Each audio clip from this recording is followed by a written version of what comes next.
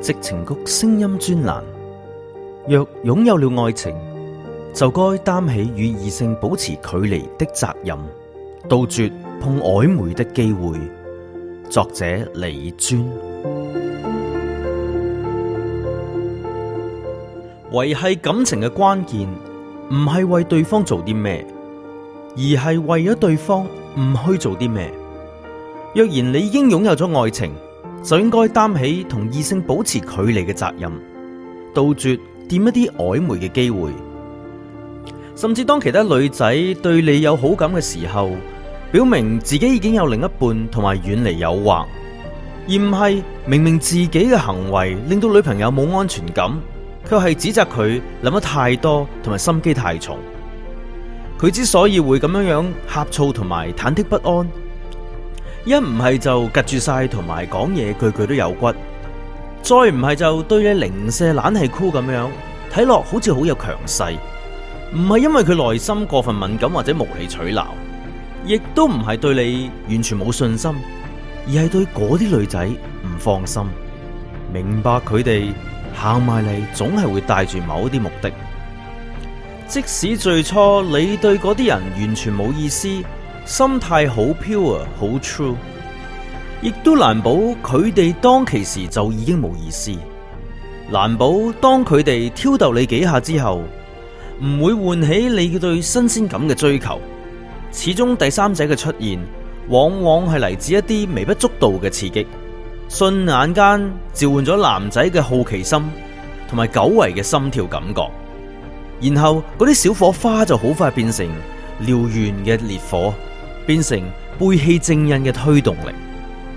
因此佢哋所謂霸道係咪為咗減少你俾啲誘惑打敗嘅機會？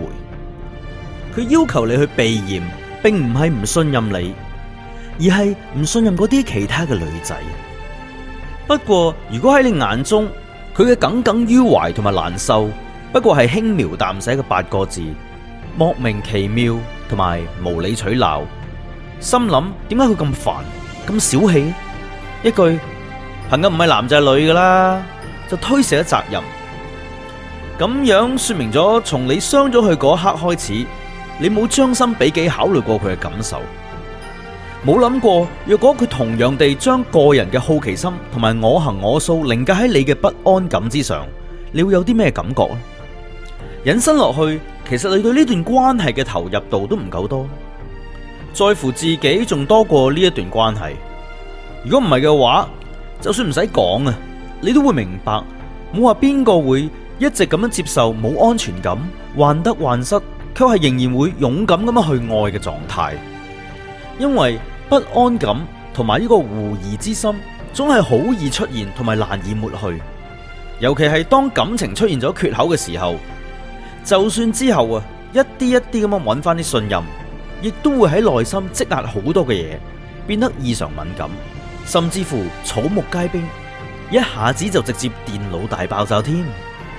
到頭來好多情侶終究走散，就係因為一個鑽牛角尖，一個懶得解釋同埋唔顧對方。講到底，其實令到另一半有足夠嘅信任同埋安全感係最基本嘅責任。即使人唔喺身邊，亦都唔會胡思亂想，成日顛顛得得咁樣擔心有人介入，佢係能夠異常心定。否則你條件再好，彼此愛得再轟轟烈烈都好啦，你都唔係一個稱職嘅情人。請謹記，相愛唔係一種口號，情人唔係一種空洞嘅名號。既然選擇咗兩個人喺埋一齊，就意味住你唔再單身，同埋需要將對方融入自己嘅生命裏面，變成你各種考慮嘅一部分。應該學會避嫌，適當地遠離異性。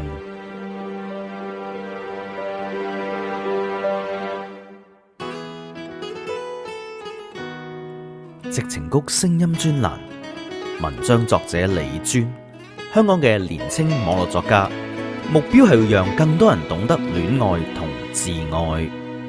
我間中飲醉酒，很喜歡自由，常犯錯愛說謊，但總會內疚。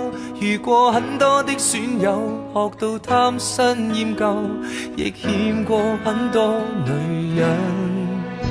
怕結婚只會守3分鐘諾言，曾話過要戒煙，但講了就算，夢遇想丟低很遠，但對返工厭倦，至少不會打算。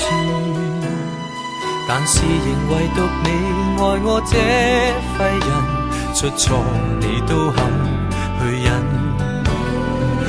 然而誰亦早知不會合襯，偏偏你願意等。為何還喜歡我這種無賴？是話你蠢還是很偉大？在座每位都將我踩，口碑有多壞，但你亦永遠不見怪。何必跟我這種無賴？活大半生還是很失敗，但是你死都不變心，跟我笑着捱，就算壞我也不忍心偷偷作怪。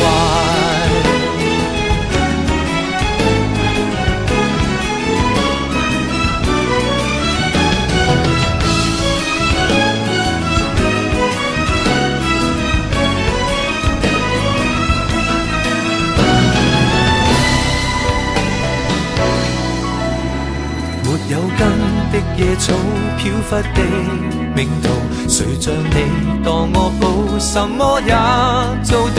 舊愛數足一匹布，在這刻寫句號，只想跟你終老。在地球唯獨你愛我這廢人，出錯你都肯去忍。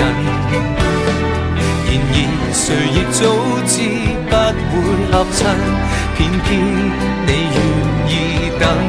為何還喜歡我這種無賴？是話你蠢還是很偉大？在座每位都將我踩，口碑有多壞，但你亦永遠不見怪。何必跟我這種無賴？大半生還是很失敗，但是你死都不變心，跟我笑着捱，就算壞我也不忍心。還喜歡我這種無賴？是話你蠢還是很偉大？在座每位都將我踩，口碑有多壞，但你亦永遠不見怪。何必跟我這種無賴？活大半生還是很失敗，但是你死都不變心，跟我拼命捱，換轉別個也不忍心偷偷作怪。